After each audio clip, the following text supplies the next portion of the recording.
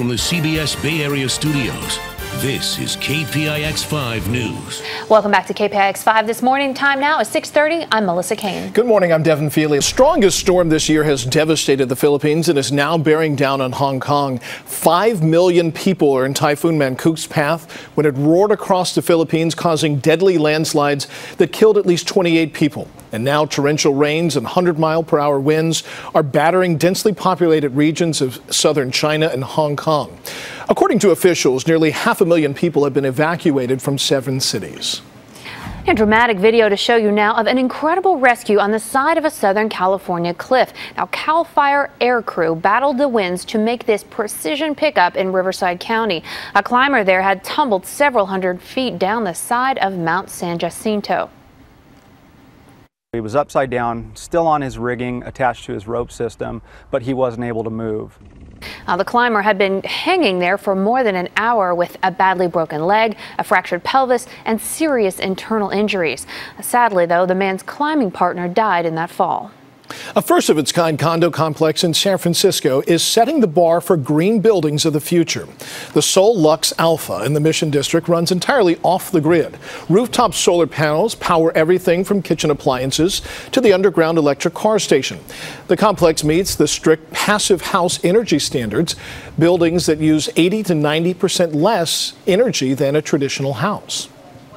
What sets it apart actually from any other building in the country is it's a nanogrid, and what that means is it's generating its own energy and it's storing its own energy, and if the grid goes out, when the grid goes out, the building stays fully powered. Now, the condos aren't cheap. They're priced at $2.5 million, but the developers say that owners are saving up to $500 a month in energy costs. And 40-foot boats powered by teams of paddlers are competing today on Lake Merritt. The Dragon Boat Festival is showcasing world-class racing crews from around the globe. There is also lion dancing and martial arts shows, plus a pavilion with kid-friendly activities. This marks the 23rd year of the annual festival. The fun all starts at 10 a.m. this morning in Oakland. Hurricane Florence has stalled over North Carolina, flooding the state with relentless rain. 3 more deaths have been reported, bringing the total to 14. Almost 1 million homes and businesses have no power. Supplies and gasoline are hard to find, and some drivers have waited almost an hour to get fuel. Entire communities in Jacksonville have been flooded, and people are trapped in submerged homes. They're being rescued by boat and helicopter. We're talking about flooding that has not been seen to this degree, potentially, since 1945. Well, we were prepared. We had a lot of supplies and stuff, but you can only buy so much ahead of time, and then you know that there's certain things that you're going to run out of. Officials are asking evacuees not to return home so that crews have time to remove fallen trees and restore power. Another 1.5 feet of rain may fall before today is over. Some streets are under so much water, the only way across is by boat, or in this case by swimming. CBS reporter Adriana Diaz was reporting in Jacksonville, North Carolina, when a group of deer waded across the street behind her. And a close call for this reporter on the ground in Wilmington. He was live on the air Friday when the winds picked up a huge piece of jagged sheet metal and hurled it at him. Now, thankfully, he and his photographer were not hurt. And President Trump tweeted yesterday, "Deepest sympathies and warmth go out to the families and friends of the victims. May God be with them." Meanwhile, millions of Americans will be getting a text message from the president this week as FEMA tests out a new emergency alert system. Now, the goal is to alert Americans to emergencies like severe weather. And most cell phone users will get a message on Thursday afternoon. It will be titled Presidential Alert, but it will only indicate that it is a test. Major cell phone carriers, including AT&T, Verizon, and Sprint, will all participate. A man from Berkeley who had been missing for more than a month has been found dead beneath a picturesque waterfall in Oregon. On Thursday, 2 hikers found the body of 23-year-old Brian Lewenstein in the water at Tokiti Falls. He was missing since August 12th. Douglas County Sheriff's deputies believe that he fell trying to take a photograph in the area. The sheriff's office says that they hope that the man's family is able to find some comfort in the fact that he was finally located. And a man is under arrest accused of attacking a woman with an axe in the East Bay. Police say 33-year-old Christopher Jennings hit the woman in the head in an apparently random attack in Emeryville on Friday afternoon. The victim is okay. A passing motorist took her to a gas station. Officers talked to her and then later managed to track Jennings down and arrest him. Well, Uber is now responding about a glitch that's delaying payments to its drivers. The problem has to do with the company's instant pay feature. It allows drivers to cash in on their fares immediately. Now, the glitch was first reported on Friday. Uber says they are still working on it. 2 weeks from today, baseball's regular season ends. Until then, the A's have 13 games to do two things: to try to take the division lead or fight for home field advantage in the wild card game. Bob Melvin, though, wasn't around to see the end of last night's game in Tampa. Top of the eighth, Oakland loads the bases with one out. Marcus Semien, he strikes out at a pitch that looked to be on the outside. The A's did not score, and Melvin was ejected after the inning.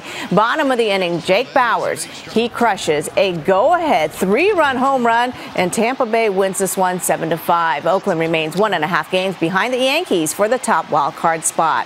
Well, former Giants Tim Hudson and Travis Ishikawa back at AT&T to relive the 2014 World Series title. Bottom of the second against Colorado, one of the members of that 2014 team, Hunter Pence, bloops a single into center, scoring Nick Hundley. The Giants lead 2-0. Plenty of support for Madison Bumgarner. He pitches 6 shutout innings before leaving the game with tightness in his side. The Giants win their second straight, 3-0. Stanford star running back Bryce Love sits out against UC Davis with an undisclosed injury. Second quarter, the Cardinal leading 10-3. KJ Costello with the jump ball to JJ Arcega-Whiteside for his second TD of the day. 9th-ranked Stanford wins 30-10, improving to 3-0. Justin Wilcox and Cal playing host to Idaho State. Second quarter, after a Bengals field goal, Ashton Davis takes the ensuing kickoff to the sideline, and he is gone. 89-yard kick return to make it 21-3. The Bears go on to win 45-23, and they are 3-0 as well. As for Madison Bumgarner, Bruce Bochy says he is expected to make his next start, that he was just taken out as a precaution. Andrea Nakano, KPIX 5 Sports. A sensational athletic feat in Berlin this morning as a marathon champ set a brand new world record. Now, Eliud Kipchoge of Kenya completed the 2.6-mile race with a time of 2 hours, 1 minute, and 40 seconds. That's a 4.5-mile minute.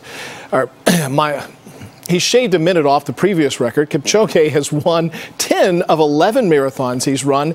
He's being called the greatest marathon runner of all time. Liftoff of the final Delta II. NASA is now helping to track global warming. One of its satellites will soon be monitoring melting ice all over planet Earth. It was launched yesterday near Santa Maria. IceSat-2 will use lasers to measure the height of the Earth's glaciers and sea ice. It could actually help pinpoint where the ice is melting the fastest.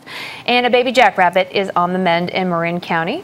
It's one of 3 newborns found abandoned near the Rush Creek Trail near Novato earlier this month. The jackrabbits were rushed to WILDCARE Hospital in San Rafael. 2 of them didn't make it. This little one did. WILDCARE officials say the little hare is doing great. They're now searching for another wildlife center that also has baby jackrabbits so she can grow up with animals her own age. Well, thank you for joining us this morning.